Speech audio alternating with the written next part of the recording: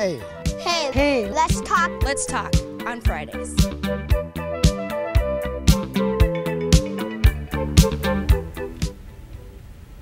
Hello, and thanks for joining us for Hey, Let's Talk on Fridays. I'm joined by Steve Lehmkuhle. He's the Chancellor of the University of Minnesota, Rochester, as well as a thought leader in the area of education reform. Chancellor Lehmkuhle, thank you for joining me. Thank you for inviting me. Well, as we spoke before, one of the big things that I've learned from listening to you was just a concept that was really kind of almost shocking to hear, and that was that education isn't so much about attaining knowledge anymore as much as it used to be, because of the fact that knowledge is changing so quickly. Can you explain what you mean by that? Well, if our job in education is to prepare students for life and their career, then think about our challenge as an educator. We are asked to prepare them for jobs that don't yet exist, to solve problems we don't yet know about, using technologies that haven't yet been invented. And knowledge is exploding at such a phenomenal rate these days that many say that what we teach our students as freshmen is outdated by the time they're juniors. So if we just focus on content, we're not really preparing students for these really uncertain future. I think another statistic that really sticks in my mind is that many say that our graduates will change jobs 16 times on the average by the time they're age 38. Think about that. So they're constantly reinventing themselves. So it's less about what you know. It's much more important is, do you have the capacity to learn more? And that's the key thing that we have to do for our students, prepare them for this uncertain future. So it's less about knowing and more about becoming, is an expression that I've used. And the becoming is having that capacity and desire to learn more. And as far as learning more and being able to improve your ability to learn more, I guess, I think about reading and just disseminating information. But how do you sort of quantify that for somebody, for a parent? How do you quantify what that means for the students? Well, the quantification is hard, and we're not very sophisticated in doing that, and that's why we resort to these paper and pencil tests. We really want students to learn with understanding and not memorize to learn, and it's an important distinction for me. And with the paper and pencil test, often we're incenting students to memorize something so that they can reproduce that on a piece of paper. But the evidence is pretty clear that that doesn't stick with them over the long term.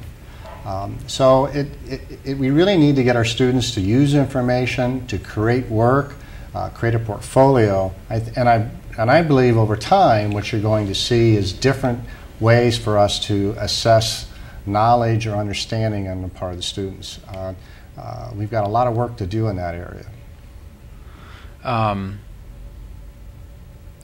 And you've also said that in order to change this paradigm and get people away from, get teachers and educators and even parents and students away from thinking about things in terms of, I need to learn basic chemistry, or I need to learn basic algebra, how we need to change the way that we teach our students. Right.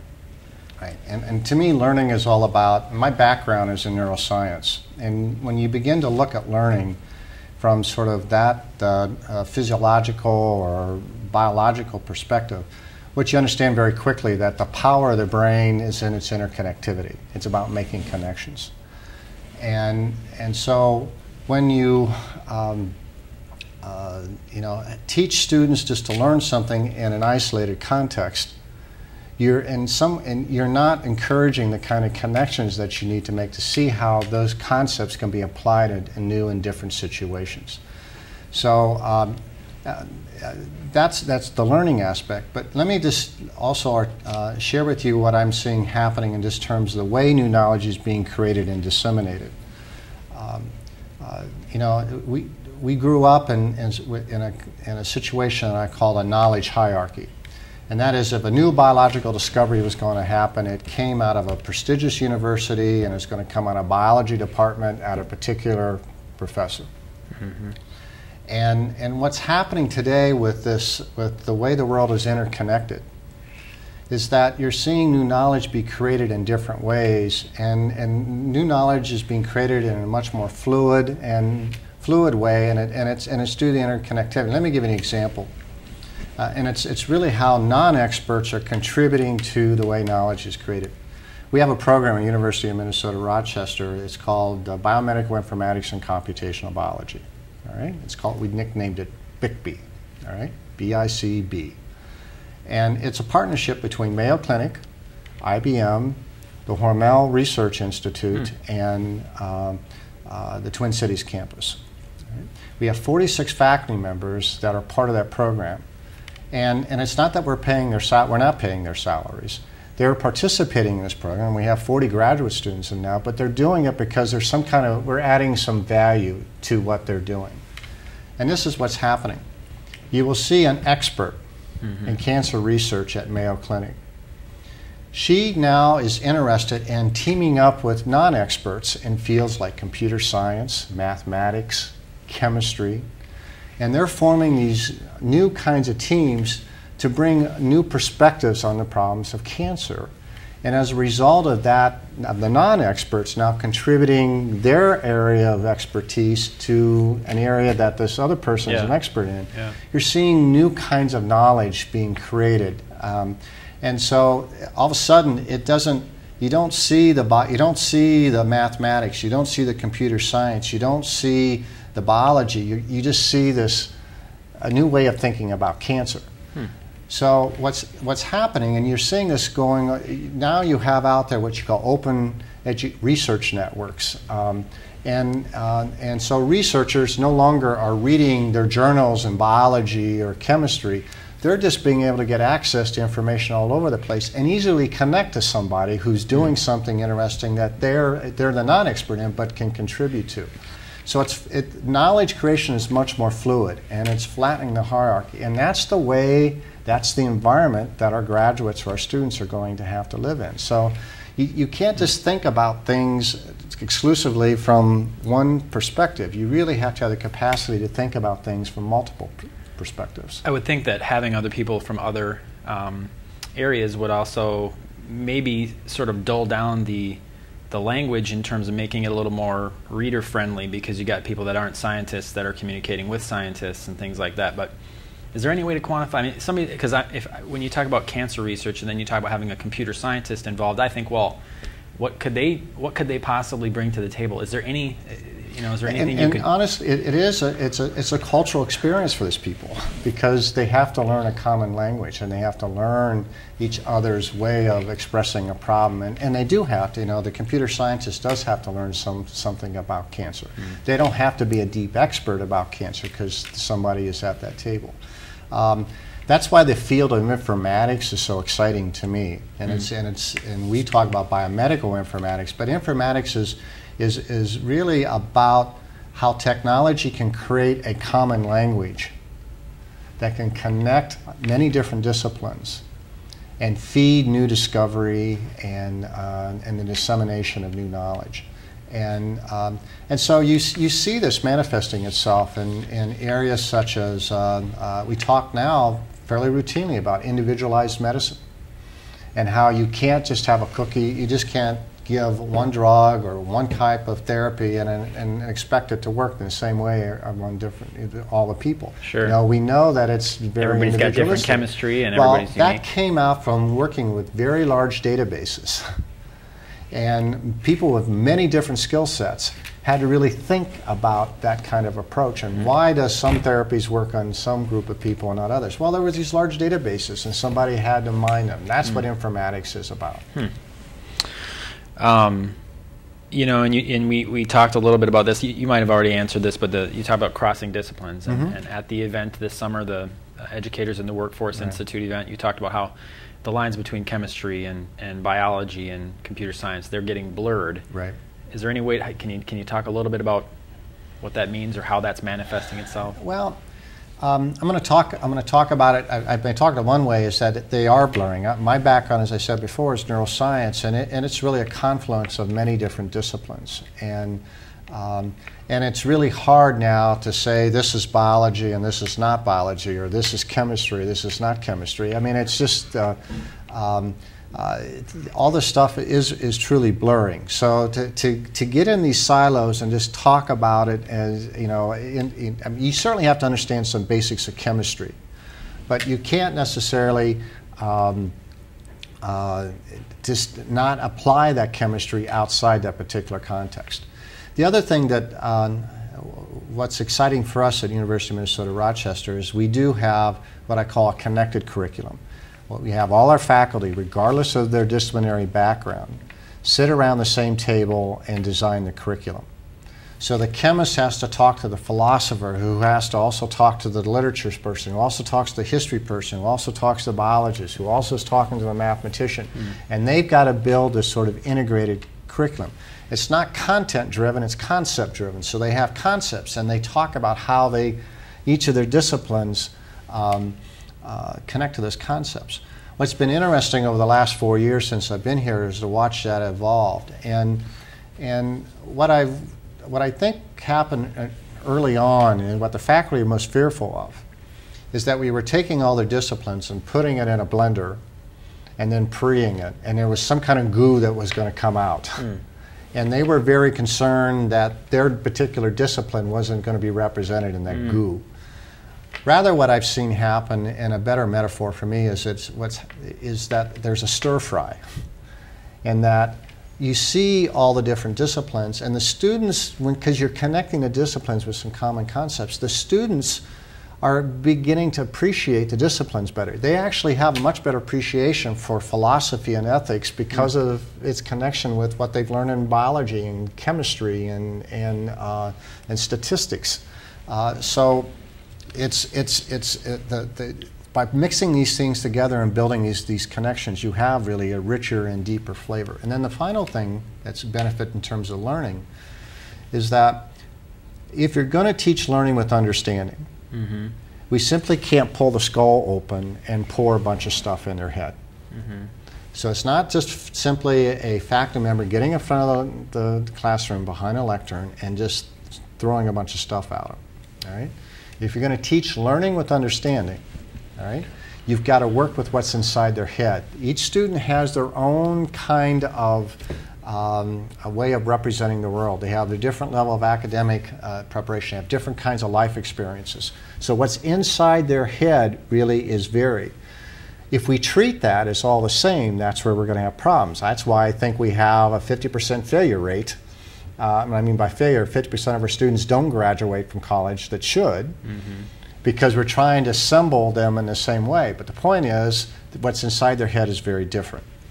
What I see in this integrated curriculum is that a student will tell me, you know, we talked about something in chemistry and I didn't understand it. But then when we went to statistics and they talked about it again, and then that concept resonated with me, I understood it. So when I went back to chemistry, I knew what was going on. The point is, we increased the probability that we were going to connect with something inside their head that allowed them to understand what was going on. So to make sure that these things are connected, these conversations are connected, I think will encourage learning with understanding, and that's the way we have to prepare our students for the future. And so, does that mean that all colleges need to readjust the way that they're formulating their curriculum so that everybody's interconnected and the kids aren't being broken up into? I think there are challenges, and I think that's what's exciting about what we're doing here. I've described University of Minnesota Rochester as a PT boat. Or a scouting boat. And what I mean by that is we have a lot of institutional flexibility. We can sort of try different things and sort of scout what's working. Many institutions are very large. They have deeply entrenched habits and ways of doing things, and they're not very nimble. So think of them as the big battleship, and the president of that university is directing that battleship. And they can turn it hard right, and it may take a while for it to turn. The problem is is that higher education is changing. It's transforming in front of their eyes. It's foggy out there, and they don't really know which way to turn it. Our value to higher education is that we can get out there and scout. We're going to do some things that are going to work really well, and we can call back and say, this is working. And I do think this more connected curriculum is one of those approaches of working. There's some other things that we're doing that are probably not going to work very well. That's just part of being an innovative institution. So we've kind of meandered into the fog here, and we saw some rocks, and we can turn quick enough before we crash, but we can call back and say, don't go this way, that doesn't work. I really believe that that's the thing that's exciting for me, and that's why I'm at University of Minnesota Rochester, is because we're out scouting. We're figuring out what this new thing is. That's why I say we're building the future university today. You know, and it sounds, one thing that I'm wondering is if, you know, teachers learn from students in addition to students learning from teachers, just in terms of the way that technology is, the way kids are using these devices and things, the way that they're assimilating information changes. And before they get to you, obviously, they're in K-12.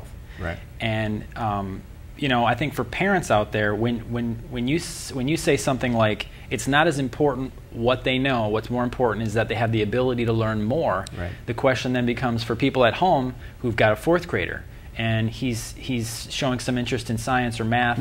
You know, in the past, a parent could recognize a talent in math, and they could say, okay, we're just going to make sure he's in the high math courses, and we're going to work with him on his math problems. Has that fundamentally changed if you're a parent? I think you certainly always should build on the strengths of your child. But I think it's a mistake to focus them exclusively in a particular discipline. And in fact, if that's an area of their strength, remember I said before, they may be able to understand the rest of the world through a mathematical interpretation. Make sure they're exposed. Make sure that they read literature. There's ways that you can connect mathematics with literature. Our faculty do it all the time. This makes me think about, and I'll probably get in, I'm not saying controversial, but I have a different view about this whole STEM approach. There's a lot of focus, and people say we ought to be doing a lot more STEM work, science, technology, engineering, and math courses. My concern about that is it's often described in the context of careers. And what you're doing is giving student choices like, well, okay, I took this math course, I don't like it, so I'm not going to do. And my point is, I'm sorry, I don't care what field you go in. If you go, and I'm not trying to say, but if you're going to flip hamburgers, you're going to have some technological knowledge. You're going to have to know, if you do work in auto mechanics right now, you've got to know a significant amount of math. So we all need to know science, technology, and math. I still don't know how engineers got in there. I think that's a great coup for the engineers. But those are core information. They need a vowel in that word. And the other point that I want to make is that I think that all students ought to be encouraged to do arts. And even if they're not very good at it, there are these, what arts activities do for students is to develop the creativity and their creativity and innovation. I've had a lot of graduate students who did really well in their science courses but couldn't think their way out of a wet paper bag. And so, and they couldn't be creative and think about new ways or new kinds of experiments, new ideas. That comes from, and I think that's a skill that we can develop through our arts curriculum. We've got to develop the whole brain, not just half of it. So for a parent, you know, for a parent with a kid who's 12 years old and they just want to put them in the best position that they can, is it different now, and should they be doing things differently, or do you feel like it's just the same in terms of just pay attention and try to encourage them to be more well-rounded? Or it's certainly to be well-rounded, and you need to, there's a couple things that I think are important. One is, just because a student struggles in an area doesn't mean they should back off in an area. In fact, the most important thing that parents can probably do is to develop in their children a mindset that, yes, we're going to struggle, but that's part of it. In fact, I even tell our parents of our students at the University of Minnesota Rochester, if they're not struggling, we're not doing our job. We are wanting them to push. We'll challenge them, but we'll support them. So develop them in the mindset that if it's not coming easy, that's good. You just got to work harder at it. You got to work at it. Don't give up. All right. So if they're just following those things that are easy for them, then you may not be preparing them for those things that at some point it's not going to be easy. The other thing that's really important for me in terms of what parents can do is that that smart is not something that you are. Smart is something that you become. And so I don't really care how well or what kind of grades the students are getting. It's just that they got to have the diligence, they got to keep working. Because kids get labeled young, and if they're not labeled as smart, they kind of give up on it. And don't let them back off of, I don't care if they don't get A. I mean, if they're worried about, well, don't take that math course because I won't get a good grade, and then I won't, if I don't get a good grade, I'll hurt my chances going to college. That's the opposite is true. We look to see if they've taken the hard course. I'd much rather see a C in a hard course than them not taking it at all. So, if you could wave a magic wand and change something about education, and I'm thinking specifically before they get to college, right, what would be the first thing that you would want to change? That's a hard question, but I'll take a shot at it. And there's probably, education's very complex. There's a lot of factors. But one thing that comes to mind, and the thing that one of the reasons why it was attracting me to University of Minnesota Rochester, is that we've got to empower our teachers to be and allow them to be innovative. And I see it at a lot of colleges, and I see it in K-12. They are, we impose so much structure on them that they really, it's difficult for them to try new things. One of the things that I've read, and I believe, and I know one of my biggest fears, University of Minnesota Rochester, is that once we think we've got it figured out, we're doomed. And what the mindset is, or at least with the structures that we have, is that we think this is the right structure, which means we think we've got it figured out. And that's, I just think that's bad. You've got to allow some fluidity. You've got to be able to empower the people, empower your professionals, which are the teachers, to do new and exciting things. And if I could wave a magic wand, and I know that it's very complicated, but if I could wave a magic wand, I would just like to create some of that freedom and empower the professional to really do some new and exciting things. Well, and that leads nicely into my next question, which teachers have said that we are so busy teaching to the tests in No Child Left Behind that is hurting us, and that's making it more difficult.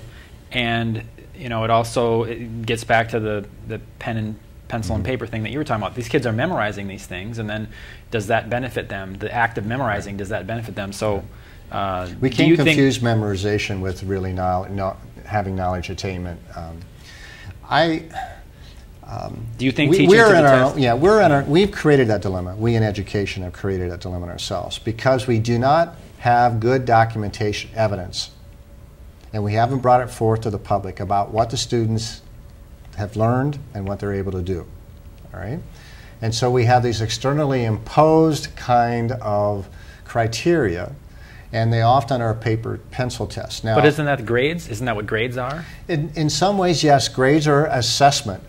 But just because you get a grade, grade's really variable. How you will grade something, how I'll grade something is very different.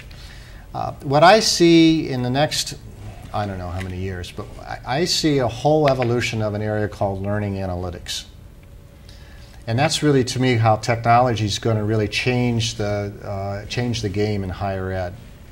And what that means is that you're going, instead of trying to sample what's inside the kid's head and trying to find out what they know or not know, and the point may be we may be sampling it wrong, we asked the question wrong, and so on. We're not getting really good data about what's inside their head. We need to look at their work and be able to analyze their work. And this whole, I've mentioned informatics before, there are new algorithms, technologies to be able to look at a portfolio of work and be able to extract from that and say, yes, these are the different levels of critical thinking in this student. These are the ways, this is the level of analytical reasoning. This is how well the student can communicate. And you can track that over time. The problem now is we put them all together and we expect them to behave together. They're all going to develop and learn in different ways. You give them the same test and they just get a score. And so what we can do is we can begin to look and track their work individually. It's not an issue of storage anymore. It used to be, how do you store all this stuff in a computer? No, that's not the issue. We're developing the technologies really to be able to extract that kind of information. And it's something that we're trying to develop at the University of Minnesota Rochester. We call it the Intelligence System for Education Assessment of Learning. So this whole field of learning analytics, I think, will break loose that. And what it will do is free up the teacher from this paper and pencil test, and they're going to have better information of what's working for them and not working for them, because they can actually get daily feedback about their success. It's a really kind of an exciting idea that individual kids would have their portfolio. You know, you get a 6th grader who does really well in science and he wrote a paper about something, and that shows that he's way ahead of the game in terms of science. Right. That's understandable. I think viewers and listeners will be able to understand that concept. But how does the teacher then teach to give all these kids the opportunity to develop their own unique portfolio? Well, I think what you will have is, yes, students will build on their strengths, but through those strengths they can demonstrate these core competencies. I mean, you may be good at mathematics, but in mathematics, you may be asked as part of your job to do some writing. God forbid you have to write something about mathematics. Well, you can demonstrate your communication skills building on something that engages you. I always talk about at University of Minnesota Rochester, it's about rigor and relevance. And so the relevance is how you engage, how you get that particular student engaged in working, and how they see the relevance to them and how important it is to them. And so we can do that in different ways. But my point is that these learning analytics will be tools for teachers. It can be a way that we can measure not only individual students, but also how schools are doing, how state is doing. And when you graduate, you will continue to grow your portfolio. I won't ask you for what your degree is. I'm going to ask you for your portfolio. Well, that's how the world's going to be in the future. Well, that's exciting for kids, I would think, because then all of a sudden they have ownership. They're special in some way. They're not just the kid who's only good at English or only good at math or only good at, or maybe they're just good at sports and they think, well, if I don't make it in the NBA, I'm going to be kind of out of luck. You just said the key word to me, and if there's one thing that the listeners can take away from the whole conversation, the most important thing we can do in education is to make sure that students take ownership for their own learning. If I could sit there and say that they have ownership for their learning, I'm going to feel very good about their future. This question is one that I had a conversation with a teacher about, and she mentioned this. And people in higher education and the business community tend to say we need better results. We need higher numbers and higher performers. But then the teachers point out the very realistic fact that you've got a classroom with 25, 30 kids, maybe more, and some of those kids are very difficult. They may not be as prepared. There may be learning disabilities or issues which take time from that teacher. I know that in some foreign countries, I think in Asian countries, that they break things into just different divisions, and then they're able to kind of work things that way, where you've got kids that are maybe struggling a little bit more. Maybe they're in one group, and then you have a higher performing group in another group, which allows them to excel a little more than they would if you had to bring them all together. What do you say to teachers that say, listen, we want to perform well, but you cannot mathematically change things when you've got human beings that are in the room that you need to educate? And if we had all the resources in the world, what we could do is pair up one teacher with one student and let them take it all the way through. Obviously, we can't do that, but you can create these tools that enables, and the technology is going to help you do that. That will help support students, and it's not about, again, it's active learning. Each student has to be doing something, and you can map out the individual students. So it's not so much trying to take the whole group through at the same time. You're taking, 20, 30, 40 on different journeys at the same time. Now, that sounds complicated, but I do think that there are resources and tools that are going to be developed to help us do that, because we have to recognize that our students are different today. They're very heterogeneous. Our educational practices are akin to a manufacturing process and grew out of the 50s. And we have this cookie-cutter approach that we use the same approach for all the students, and we have to do things differently. And so the new teacher in the future are going to have a whole host of tools that they can use differentially, but then can map, and using these technologies, because the students' work is all going to be collected centrally in a portfolio, can map the progress of those individual students. That's what I think you're going to see in the future. Doesn't that presuppose, though, that you don't have those trouble kids that don't want to be learning? Well, and I'm not saying that that would probably always be the case, but I also know that I've seen data when you get students engaged in active learning, that their energy gets, and if you connect with them, their energy gets more directed in things that are learning. And in some of these classrooms you walk into, these more what they call project inquiry-based learning. When you see those things, you walk in those classrooms, they're loud, they're chaotic, people are running all over the place, and you think this teacher has no control at all. But if you get underneath what's going on in that high activity thing, there's a lot of really vibrant learning going on. So when you see it in that context, it's not so much the kids are misbehaving, they're just going about their learning in different ways. Okay, all right. Well, that's our time. Thank you very much for You're welcome. joining me. Thank you. And thank you for joining us on Hey, Let's Talk on Fridays. Have a good day, and we'll see you next time.